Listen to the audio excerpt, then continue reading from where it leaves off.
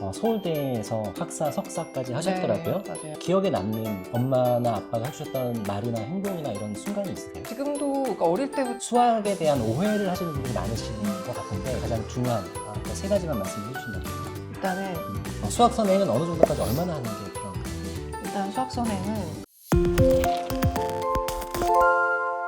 네, 오늘은 여러분 교집합 스튜디오 아시죠? 네, 구독자 수가 무려 14만이 넘어가고 있는 교집합 스튜디오의 주단쌤 모시고 오늘 인터뷰를 좀 해보도록 하겠습니다. 셀프 소개 좀 부탁드리겠습니다. 네, 안녕하세요. 저는 전국의 30만 학부모님들과 함께하는 교육 채널 교집합을 운영하고 있는 수학교육하는 주단이라고 합니다. 반갑습니다. 네, 오늘 우리가 초등학생들 수학 교육에 대해서 얘기를 할 건데 네. 사실 또 선생님이 보니까 서울대에서 학사, 석사까지 하셨더라고요. 네, 맞아요. 선생님은 어렸을 때 초등학교 때 어떠셨나요? 일단 저는 어릴 때부터 좀 잘하는 아이였어요. 잘한 거 아니었어요, 원래? 네, 원래 이렇게 좀 영특하다는 소리를 듣고 자라기는 아, 했습니다. 네네네. 근데 그게 모든 방면에서 그런 건 아니었던 어. 것 같고요. 저는 하고 싶다는 거를 다 좀 하게 해주셨던 것 같아요. 부모님이 하고 싶은 걸 다 하게 해주셨다? 네네. 근데 그 와중에도 뭔가 잘해야 된다라는 그런 부담감을 음, 주셨다거나 그러면은 뭐 하다가도 안 하려고 하고 못하는 게 있으면 그랬을 텐데 그냥 다 잘한다라고 얘기를 좀 해주셨고 너는 할 수 있다라는 얘기를 좀 해주셨고 근데 잘한다고 하는 거하고 네. 그게 이제 공부를 잘해서 우리나라 최고의 대학인 서울대로 가는 거하고는 또 연결고리가 그렇죠. 또 다 이어지진 않을 텐데 네. 그런 학습을 잘하고 공부를 잘하는 아이로 되게 된 건 어떤 또 계기가 있어요? 그것도 저는 칭찬의 칭찬. 일부였던 것 같아요. 그러니까 어릴 때야 당연히 뭐 음. 어릴 때 초등학교 저학년 때는 뭐 예체능 잘하는 거, 뭐 앞에 나가서 발표 잘하는 거, 노래하는 거, 뭐 이런 거를 더 칭찬을 해주셨죠. 근데 초등학교 고학년으로 가면 아무래도 공부가 더 부모님들한테 관심을 받는 부분이었을 그쵸. 거잖아요. 근데 그쪽에서도 생각보다 기대보다 잘하네, 뭐 이런 반응을 좀 해주시다 보니까 부모님이 혹시 교육 쪽에 전혀 아니셨어요. 아니세요? 네. 전혀 아니셨고 네. 그냥 네가 원하는 거는 해줄게. 그리고 잘한다. 너는 할 수 있을 거야. 이런 얘기를 항상 해주셨던 것 같아요. 그러면 그런 인상에 기억에 남는 엄마나 아빠가 해주셨던 말이나 행동이나 이런 순간이 있으세요? 지금도 그러니까 어릴 때부터 지금까지 계속 저희 엄마는 칭찬? 칭찬인데 너는 할 수 있을 거야. 네, 그 너는 할수 있을 말이었던 것 같아요. 그러니까 뭐 다른 애는 못해도 너는 할 수 있을 거야. 그러니까 그 말을 좀 어떻게 보면 웃길 표현이긴 한데 뭐 K장녀라고 요즘 또 많이 얘기하잖아요. 그게 저한테는 부담이라기보다는 그게 약간 저에 대한 찬사로 저는 더 책임감도 느끼고 네. 더 노력할 수 있는 동기가 그렇죠. 됐던 내가 거예요. 또 이렇게 하면 부모님도 기뻐하시고 집안의 자랑이 되고 뭐 이런 거를 좀 어릴 때부터 즐기는 아이? 최근에 이제 7세고시 얘기를 우리가 안 할 수가 없는데 그렇죠. 네. 그 보셨을 거고 또 학군지에서 직접 학원 운영도 하셨었고 네네네. 지금도 부모님들 많이 만나고 계신데 그걸 보시면서 어떤 생각이 드셨는지 좀 궁금해요. 일단 4세고시, 7세고시, 9세고시 이렇게 쭉쭉 있잖아요. 이제 수학은 9세고시라고 보통 얘기를 하는데 사실 학군지에서 모두 다 잘할 거라고 비학군지에서는 생각들 하고 또 학군지로의 이사를 이사를 결정하시는 분들 또한 거기 가면 우리 아이가 잘하겠지 라는 기대로 가시는 건데 실제 학군지에서 만난 거의 90%의 아이들은 성공하지 못합니다. 그러니까 이거는 어떻게 보면 되게 감춰진 뒷면인 것 같아요.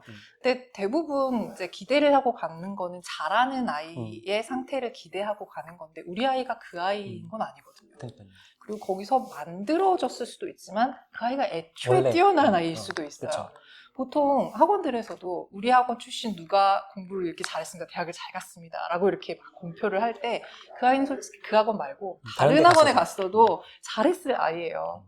그러니까 그런 것처럼 성공한 어떤 케이스가 다 만들어졌다라고 기대를 하시고 가는 거는 좀 무리가 있다. 하지만 그럼에도 불구하고 안 할 아이였는데 거기에 가서 분위기 때문에 잘하게 되는 경우도 있기는 합니다. 그쵸. 그거는 좀 긍정적인 부분이라고 생각을 해요.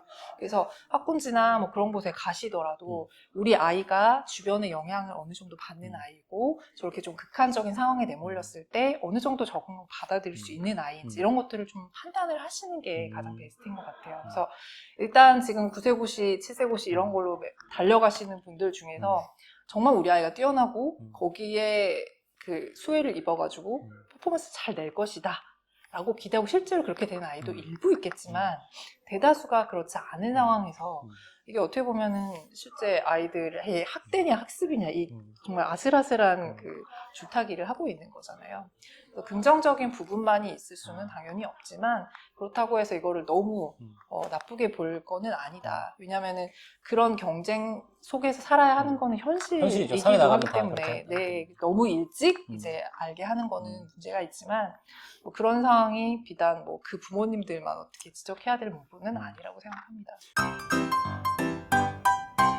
초등학교 입학하는 부모님들을 대상으로 수학에 대한 오해를 하시는 분들이 많으신 것 같은데 그 오해하는 것 중에 가장 중요한 거 3가지만 말씀해 주신다면. 일단은 아이들 수학 머리가 있어야 수학을 잘한다라는 생각이에요. 네네. 이거는 아주 틀린 말은 아닙니다. 제가 아이들을 가르치다 보면 얘는 진짜 수학 머리가 있구나. 왜냐면 하나를 가르치면 막 열을 아는 아이들이 있거든요. 근데 어떤 아이들은 이렇게 설명하고 저렇게 설명하고 막 돌려서 설명을 해줘도 이해를 하는 건지 아닌 건지 좀 답답할 때가 있기는 해요. 물론 그런 아이도 데리고 가야 되는 게 이제 강사들의 숙명이긴 하지만 그 정도로 뭔가 표면적으로도 차이가 나기는 해요. 하지만 항상 말씀드리는 게 모든 아이를 수학 전공을 시키실 거 아니잖아요. 그렇죠. 아니죠. 네, 우리 아이는 어떻게 보면은 자기의 그 깜냥에 맞는 맞아요. 목표치에 도달하기만 하면 되는 거고요. 그리고 이게 수능 1등급이라고 하더라도 그 결과치에 누가 빨리 가느냐의 문제가 아니기 때문에 우리 학부모님들 우리 아이가 수학머리가 없어가지고 이제 수학은 못할 것 같아요. 뭐 이런 생각을 하시는 거는 조금 안 하셨으면 좋겠다. 게다가 그 판단을 너무 일찍 하시는 거죠. 네. 수학머리가 늦게 트인 아이들도 있어요. 그럼요. 중학교 가서 트인 아이도 있고, 고등학교 가서 트인 아이도 있습니다. 물론, 그때 트여서 그때부터 하겠다고 하면 고생은 하겠죠. 그래서 미리 초등학교 때부터 준비해야 될 것들이 있기는 합니다만, 너무 일찍부터 우리 아이의 그릇을 재단하지 맞아요. 않으셨으면 좋겠다. 이게 이제 첫 번째고요. 두 번째는 수학도 정서가 잘 만들어져야 역시 수학도 정서. 갈 수가 있습니다. 솔직히 수학을 좋아하는 아이들이 얼마나 될까요? 없죠, 뭐. 책 읽는 것도 좋아하는 사람 그닥 없을걸요? 그렇죠. 수학을 진짜 좋아하는 애들이 많진 않아요. 근데 그럼에도 불구하고 해야 되는 거잖아요. 근데 그걸 하기 싫은 걸 할 수 있는 힘이라는 거는 저는 정서가 만들어준다고 생각을 하거든요. 근데 그 정서가 언제 만들어지냐? 초등학교 이전부터. 자, 아이들이 초등학교 1학년 때 수학 좋아해? 라고 물어보면 아니요 이런 애들 별로 없어요. 다 좋다고 해요. 왜냐하면 그때는 주변에 있는 것들을 수로 어떻게 구현할 수 있다는 게 너무너무 신기한 그런 타이밍이기 때문에 초등학교 1학년 때는 다 좋아합니다. 3학년 때도 수학이 좋아요라고 얘기하는 애들이 한 40% 정도는 돼요. 근데 6학년이 되잖아요. 20%로 줄어듭니다. 이것도 굉장히 크게 잡은 거예요. 그러면 중고등학교 올라가면 어떻게 될까요? 거의 이제 뭐 5%, 뭐 0%에 거의 수렴하게 될 정도로 수학이 정말 증오하게 되는 과목 중에 하나인데 어릴 때 즐거웠던 경험을 그나마 좀 가지고 있던 아이는 힘들고 어려워도 해야지. 뭐 안 하면 어떡할 거야. 그리고 내가 이걸 안 하면 나중에 뭔가 감당하기 어려운 상황이 벌어지는데 요즘 같은 시대에 수학이 이제 대학을 결정한다고 해도 과언이 아닐 정도이기 때문에 그렇게 견뎌낼 수 있는 힘을 만들어주는 게 수학 정서라는 거예요. 근데 이 수학 정서를 건드리는 것들이 어릴 때의 과도한 학습량 그리고 수학을 얼마나 즐겁게 접했느냐 뭐 이런 경험적으로 이런 것들이 좌우한다고 생각을 하거든요. 그래서 이런 수학 정서를 좀 잘 만들어 주셔야겠다. 그래서 미취학 때 막 시중에 나와 있는 문제집 한두 권 막 두세 권 누가 빨리빨리 많이 푸느냐 이게 중요한 게 아니고요. 그러니까요. 네, 이게 중요한 게 아니고 숫자 더디게 세도 괜찮아요. 하지만 이제 수를 중심으로 만들어진 교구들 많이 만져보고 경험하게 하고 뭐 이런 경험들이 아이들한테 굉장히 큰 도움이 돼요. 이게 이제 두 번째. 그리고 세 번째는 내가 좀 보자라. 우리 애는 망했다. 엄마가 이렇게 못하면 애도 못할 거다. 이런 생각하시는 거는 좀 아니다.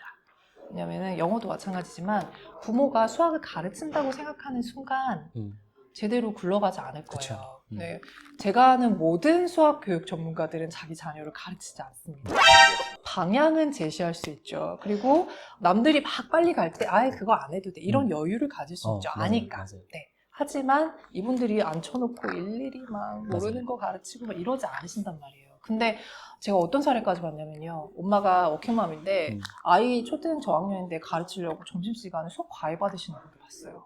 아이 가르치려고 네. 수학을 받으시는 거예요? 그런 열혈 마음도 있으시더라고요. 근데 그게 과연 아이한테 정말 좋을까? 아닐 수 있다는 거. 수 있죠. 아닐 가능성이 더 높다는 거. 그래서 이런 부분들 너무 부담 갖지 않으시고 아이가 어떻게 수학 공부를 하는 게 바람직한지 이제 로드맵을 바라보시고 그리고 중간중간에 어떤 퍼포먼스를 이렇게 내면 좋은지 단기적인 목표를 세워주시고 그리고 그 진행하는 방향이 뭐 잘못된 건 없는지 도와줄 건 없는지 이런 식으로 이제 도와주시는 역할을 하는 것만으로 충분하기 때문에 부모님이 수학을 못 하시는 거랑 전혀 관련이 없다. 그 그쵸. 말씀을 드리고 싶어요. 수학 선행은 어느 정도까지 얼마나 하는 게 필요한가요? 일단 수학 선행은 저는 1, 2학년인 때는 안 하셔도 괜찮다라는 말씀 많이 초등학교 드립니다. 1학년 때 네, 말씀이시죠? 초등학교 1학년 때 그리고 3학년 때 조금씩 예습을 하기 시작을 해서 이제 선행을 1년 정도만 목표로 삼으시면 좋다라고 말씀을 드려요. 근데 1년이라고 하면 많은 분들이 초등 부모님들은 1년이요? 그냥 하루에 문제 두 페이지, 세 페이지만 풀리다 보면 그냥 진도 후루룩 나와가지고 뭐 2, 3년도 하겠던데요? 이러시는 분들이 있고 중학생 학부모님들은 적절하다. 고등학생 학부모님들은 그거 가능하냐. 왜냐면 못하는 애들이 더 많기 때문에 그렇게 말씀들을 하시거든요. 근데 초등 때부터 그냥 우리의 목표는 1년 선행이라고 명확하게 이제 정하시고 나서 고등까지 그걸 유지하려고 노력하는 중간 과정이 필요하다고 생각해요. 그러면 초등 때는 조금 널널해서 조금 더 어려운 문제를 접하게 될 수도 있고 아니면은 수학 외적인 공부에 좀 더 치중을 하게 될 수도 있고요. 중학교 때는 그거에 적절한 정도의 공부를 하게 될 거고 고등학교 가서는 조금 더 많은 공부량을 투자를 해야겠죠. 실제로 고등에서는 수학 공부만 해야 된다고 저는 네, 봐요. 그 정도의 공부량이거든요. 그래서 수학 선행 1년이면 충분하다라는 말씀을 좀 드리고 그러면 초등학교 때 이제 선행을 1년 정도라고 말씀하셨는데 선행을 하는 그 깊이라고 해야 되나요? 어느 네. 정도까지 해야 될까요? 선행은 저는 응용 정도까지 응용 정도? 해야 된다라고 말씀을 드려요. 왜냐면 제가 말씀드리는 1년 선행은 학기 중에 선행을 지속하는 걸 말씀드리지 않습니다. 방학 때 선행을 해야 되는 게 맞고요. 학기 중에는 심화를 해야 돼요. 그러니까 방학 중에 선행이라는 거는 다음 학기에 배울 거 혹은 다음 학년에 배울 거를 미리 한번 공부를 하는데 이게 예습과 다른 부분이 예습은 그냥 뭘 배우는지 한번 읽어보고 모르는 거 없는지 한번 찾아보고 이 정도로 그냥 넘어간다면 선행은 기본적으로 학교 시험 그러니까 초등학교에서 보는 단원평가 정도는 그냥 가볍게 풀 수 있는 정도까지 충분히 훈련이 돼야 되는 거죠. 이게 지금 응용 수준이라고 말씀을 드리는 거고요. 자, 그러면 엄마표 영어도 있지만 우리가 학원이나 온라인 강의나 여러 가지 사교육들이 또 있는데 네네. 이런 사교육들은 어떻게 응용을 하는 게 좀 좋을까요? 일단 저 무조건 학원에 보내세요라고 말씀을 드리는 편은 아닙니다. 아이가 혼자 공부를 먼저 한번 해봐야 돼요. 근데 이 혼자 공부하는 게 어려우니까 초등 때는 부모 주도 교육이 필요하다고 보는 거거든요. 그래서 아이들이 자기 주도 학습이 결과적인 목표이기는 하지만 그걸 가기 위해서는 부모 주도 학습이 들어가야 되고요. 그리고 학원 주도 학습 시기도 있어야 됩니다. 그렇죠. 네, 그래서 처음에는 이제 집에서 어머님들이 가이드 주시잖아요. 뭐 채점도 해주시고 또 모르는 거 답변도 해주시고 하지만 나중으로 갈수록 점점 가르치기 어려우시니까 뭐 인강의 도움을 받는다든가 아니면 요즘 영상 같은 것도 되게 잘 나오기 때문에 뭐 유튜브 같은 거 보셔도 되고 또 제가 많이 추천드리는 EBS 매스라는 그 사이트도 되게 많이 도움이 되거든요. 그런 사이트들 그리고 문제집 풀 때도 요즘은 어려운 문제들 다 QR코드가 박혀 있어가지고 따로 선생님한테 질문할 필요도 없어요. 그런 문제 같은 것들을 실제로 혼자 푸는 연습을 충분히 한 후에 그래도 해결이 안 되는 것들이 있더라. 그러면 그때 학원을 보내셔야 되는데 학원을 보내야 되는 목표는 사실 굉장히 여러 가지가 있습니다. 초등 저학년은 사실 보육의 목적 때문에 학원을 보내신 분들이 많아요. 워킹맘, 어떡할 거예요? 애를 혼자 초등학교 1학년은 유치원보다 더 일찍 끝나네. 네, 맞아요. 얘를 어떻게 해야 되지? 이런 생각 하시잖아요. 맞아요. 그러면 어떻게든 학원을 보내셔야 되는데 그런 경우는 뭐 주 5회 학교 앞에 있는 학원 이렇게 보내시는 경우도 있으시잖아요. 뭔가 큰 기대를 하고 보내신다기보다는 보육하면서 그냥 자연스럽게 하루에 한두 장이라도 숙제도 이제, 좀 하고 네, 문제도 좀 풀고 이렇게 뭐 습관을 들이는데 중점을 두겠다. 그러면 그 목적에 맞는 그런 학원을 보내시는 거 적절합니다. 근데 그게 아니고 집에서 엄마가 충분히 이제 보육을 하실 수 있고 도와주실 수 있는데 학원을 가야 되는 나이라고 하니까 보내야 되지 않을까? 이거는 아니다. 그래서 그런 고민을 많이 하시는 게 보통 3학년이랑 5학년 때예요. 3학년 때는 분수 때문에 분수 내가 잘못 가르치면 어떡하지? 이때부터 망한다고 하는데 이래서 보내시는 분들. 근데 요즘은요 문제집들이 워낙에 디테일하게 잘 나와서 여러분이 잘못 가르칠 걱정 안 하셔도 돼요. 왜냐면 거기 다 잘 나와 있어서 그대로만 이제 익혀도 제대로 익히니까 걱정 안 하셔도 되고요. 초등학교 5학년 때는 이때 안 보내면 또 나중에 진도가 안 맞아서 학원을 못 보낸다던데. 왜냐면 다른 애들은 다 선행했는데 우리 애는 안 해서 들어갈 반이 없다네. 뭐 이런 얘기들 하시는데 요즘은 그 너무 환경이 좋아져가지고 굳이 동네 학원 안 가도 그 진도 따라잡고 혼자 공부할 수 있는 여러 여건들이 많이 만들어져 있습니다. 예전에는 뭐 진도 맞추려고 뭐 새끼 학원 가야 돼요, 과외 선생님 구해야 돼요, 막 이랬었지만 요즘은 인강도 있고 과외도 뭐 태블릿으로 하는 그런 대학생 인강 같은 것들도 많이 있잖아요. 그래서 접근성이 훨씬 더 좋아졌다는 거죠. 그래서 너무 가야 될 시기에 꼭 가야 되는 게 아닌가 이런 걱정 좀 안 하셨으면 좋겠다라는 생각. 그리고 또 공부하는 방법을 모르는 아이는 학원을 보내야 되는 게 맞아요. 이거를 부모님이 일일이 뭐 공부법을 알려주시는 것도 한계가 있고, 뭐 공부하는 방법을 모르겠다 하면은 시험 기간에 학원에서는 어떻게 준비를 하는지 이런 것들을 간접적으로 배울 수가 있거든요. 그래서 그런 데를 보내시는 것도 좋은 방법이고요. 근데 여기서 모든 것을 관장하는 하나의 생각을 가지셔야 되는 건 학원이 모든 것을 해결해주지 않는다라는 생각은 하셔야 된다는 거. 그래서 방금 말씀드렸던 보육이든 학습법이든 아니면 사춘기든 뭐 여러 가지 목적의 하나로서 그 목적을 내가 못하니 도와줄 어떤 대체제라고 학원을 보내시는 거는 매우 추천. 적합한 결정이지만 그게 아니라 그냥 학원이 모든 걸 해결해 줄 거야. 남들 다 하니까. 네, 맡기면 그냥 다 될 거야. 우리 애만 안 보내면 뭔가 이상하니까. 이래서 보내시는 거는 안 하셔도 된다. 이렇게 말씀드립니다. 네, 들어보셔서 아시겠지만 굉장히 솔직하고 현실적인 조언을 네. 해주시는 것 같습니다. 네, 저도 엄마들 이제 학부모 교육을 하면서 유튜브 영어 학습법에 대한 교육을 하면서 정서가 너무너무 중요하다. 특히 취학전에는 정서가 최고다라고 말씀을 하는데 수학도 그 말씀을 여러 번 하셨거든요. 그거에 대해서 다시 한번 좀 이렇게 정리를 좀 해주신다면요. 일단 아이들이 수학 문제를 풀 때 여러 단계의 감정적인 부딪힘이 있으실 거예요. 근데 저는 일단 공감을 해주시는 게 되게 중요하다. 그러니까 아이가 질문을 하는 것도 그럴 수 있어.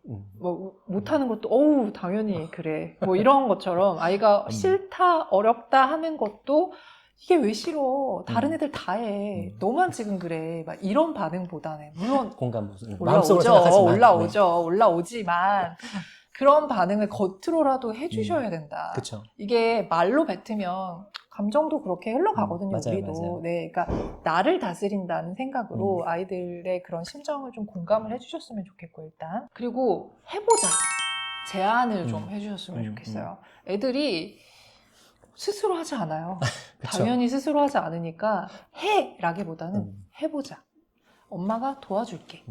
같이 해보자.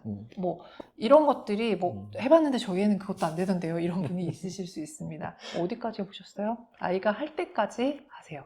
네, 이거는 각자의 노하우들이 있으실 것 같기는 하지만 기본적으로 부모가 하는 건 뭐든지 다 따라하고 좋아하는 타이밍이라면 더 베스트일 것 같기는 한데 같이 하자고 하는 것만큼 좋은 건 또 없다고 보거든요. 미취학 때는 특히나. 그래서 그런 부분들 신경 써주셔야 되고 그리고 아이가 울 때도 있어요. 부모님의 기대나 어떤 분에 못 이겨서 막 잘하고 싶은데 계속 틀려서 울 때도 있어요. 이럴 때는 괜찮다. 안도를 시켜주시는 것도 매우 중요하죠. 그리고 또 마지막으로는 필요하면 말해. 뭐든지. 이거는 이후 중등, 고등까지 꾹쭉 가지고 가셔야 될 부모님의 태도인데요. 저는 초등 때는 부모님이 하셔야 될 역할이 아이를 이끄는 리더 역할을 하셔야 되지만 중등, 고등부터는 관찰자이자 뒤에서 서포터이자 대나무 숲이 되셔야 되거든요. 근데 이런 역할을 하기 위해서는 아이가 어떤 도움을 요청했을 때 바로바로 뭔가를 해주실 준비가 되셔야 돼요. 이 얘기는 마음속에 이만큼 뭔가 준비가 돼 있어도 아이가 필요하기 전까지는 입도 뻥끗하지 않으시고 기다리셔야 되거든요. 근데 아이가 뭔가를 얘기했을 때 그건 네가 알아서 할 일이지. 이렇다기보다는 그래? 엄마가 해결해 줄게. 아빠가 해결해 줄게. 이게 또 아이한테 굉장히 큰 힘이 되거든요. 나는 어떻게든 이거를 혼자 해야 돼 라는 아이보다 내가 혼자는 하겠지만 만약에 힘들고 그렇다면 우리 부모님한테 의지를 하면 도와주실 거야. 이게 또 믿는 구석이 있어야 앞으로 나갈 힘도 있거든요. 그래서 이런 정서를 쭉 유지시켜 주시는 부모님의 태도는 매우 매우 중요하다. 그래서 우리 아이가 나중에 고등학교 올라가서 엄마 나는 함수가 정말 안 돼. 이거 함수 어떻게든 해결해야 되는데 이거 학원을 좀 알아봐줘. 과외대응 붙여줘. 뭘 해줘. 그쵸. 이렇게 얘기를 할 수 있어요. 그러면 그거를 적극적으로 아 그래? 엄마가 내일까지 알아볼게. 그쵸. 그런 준비가 되셔야 된다. 그러면 그때 막 밤새가면서 주변 엄마들 막 이렇게 섭외하고 막 알아보고 이렇게 노력하시는 부모님을 보면요. 아이가 이렇게 도와주시는 거에 대해서 내가 기대에 부응을 해야겠다라는 생각을 하게 돼요. 그래서 이런 태도를 쭉 이어가시는 게 중요합니다. 네, 오늘 주단 선생님이 정말 좋은 말씀 많이 해주고 계신데 사실은 주단 선생님이 최근에 이 네. 책을 내셨습니다. 맞습니다. 이 책을 내셨고 저도 사실은 이 책을 다 읽어봤거든요. 네, 다 감사합니다. 읽어봤는데 오늘 이제 말씀 들어보셔서 아시겠지만 굉장히 현실적이고 솔직한 그리고 다양한 경험을 하신 입장에서 아이들 초등학교 때 필요한 수학 로드맵도 써주셨고 아까 뭐 문제집 추천이라든지 아니면 수학 감정을 평가할 수 있는 아니면 아이 수학 능력을 평가할 수 있는 이런 굉장히 다양한 정보들이 모두 들어가 있는 아주 알찬 책이니까 꼭 한번 보시기 바랍니다. 책 제목 자체가 수학 진짜 잘하는 방법을 알려줄게 라는 책이잖아요. 네. 그러면 요약해서 딱 3가지만 수학 진짜 잘하는 방법을 알려주신다면요. 네, 사실 되게 복잡하게 생각하시는 경우가 많은데 간단하게 딱 3가지만 기억을 하시면 됩니다. 첫 번째는 우리 아이가 어떤 상태인지를 정확하게 아시는 게 중요해요. 보통 학부모님들은 우리 아이 실력만 생각하고 넘어가는 경우가 많아요. 이 실력도 레테, 뭐 이런 테스트 아니면 풀고 있는 문제집의 완성도 뭐 이런 걸로 생각을 하시는데 그것들도 중요하지만 우리 아이의 수학 정서도 매우 중요하고요. 정서, 네. 그리고 이 수학 정서라는 거는 제가 좀 큰 틀에서 말씀을 드리지만 수학 심리인 건데 초등학교 저학년 때 이미 뭐 수학 실력이 조금 덜하다고 해서 중고등학교 때 수학을 못하리란 법이 없거든요. 그쵸. 아까도 말씀드렸지만 수학을 좋아하고 그래도 수학에 대해서 긍정적인 정서를 가진 아이들은 중고등학교 때 본인이 필요하다고 생각했을 때 수학을 열심히 할 수 있습니다. 이런 것들을 미리 판단해 보셔야 된다는 거예요. 그래서 우리 아이를 잘 알기 위해서 실력뿐만 아니라 우리 아이의 수학 심리도 잘 아셔야 되고 그리고 수학 실력을 판단하는 여러 가지 방법 중에 저는 기본이 수학 용어를 정확하게 아는지를 판단하는 것도 되게 중요하다고 봐요. 수학 용어들을 판단해 보실 수 있는, 체크해 보실 수 있는 그런 테스트지가 들어가 있고요. 두 번째는 전체적인 로드맵을 보셔야 합니다. 초등학부모님들이 조금 아쉬운 부분이 바로 눈앞에 거에 좀 급급하신 부분이 있어요. 근데 최소한 초등 수학을 지도를 하시려면 중등 수학까지는 어떻게 흘러가는지 아셔야 되고요. 또 초등 고학년이라면 고등 수학까지 어떻게 연결되는지 좀 아셔야 되거든요. 그래서 이런 부분들을 알려드리는 그런 내용들이 들어가 있고 세 번째는 수학 정말 어떻게 공부하는 건지 좀 아셔야 됩니다. 수학 공부를 보통 문제집 풀면 끝 아니에요? 이렇게 생각을 하시는데 사실 문제집은 공부의 시작일 뿐이에요. 시작일 뿐이에요. 네, 문제집을 풀고 나서 그 이후에 진짜 공부가 시작된다고 해도 과언이 아니거든요. 오답을 어떻게 해결하시는지 그리고 문제집을 한 번 풀고 그냥 말 건지 아니요. 문제집 여러 번 반복해서 풀면서 완전 씹어먹는 방법들도 있거든요. 이거를 초등아이들이 하기 너무 어렵지 않나요? 라고 생각하시지만 이거 고등 때 말 안 듣는 아이한테 지도하실 수 있으실까요? 절대 안 되거든요. 초등 고학년부터는 최소한 문제집은 이렇게 푸는 거야. 그럼 아이가 수학 때문에 문제집 푸는 방법을 배워서 다른 과목에도 응용할 수 있어요. 그래서 이런 훈련들을 시켜주시는 거 매우 중요합니다. 그래서 수학은 딱 3가지만 기억하셔라. 우리 아이의 수학에 대한 여러 가지 실력을 판단하셔야 되는 거, 수학 로드맵을 아셔야 되는 거, 진짜 수학 공부하는 방법을 아셔야 되는 거. 이 3가지만 학부모님이 잘 알고 계시면 그걸 아시는 학부모님들 자녀는 무조건 수학 잘할 거라고 제가 장담하겠습니다. 네. 현서도 제 그 로드맵 보여줬거든요. 네. 자기한테 지금 딱 필요한 거라고 하면서 네. 요즘 보고 있습니다. 네. 그리고 오답 봉투도 저도 한번 해보려고요. 네, 꼭 해보시기 바랍니다. 네, 그럼 오늘 출연해 주셔서 감사하고요. 여러분 오늘 영상이 좋으셨다면 좋아요, 구독 부탁드리겠습니다. 그러면 또 다음 영상에서 뵙겠습니다. 감사합니다.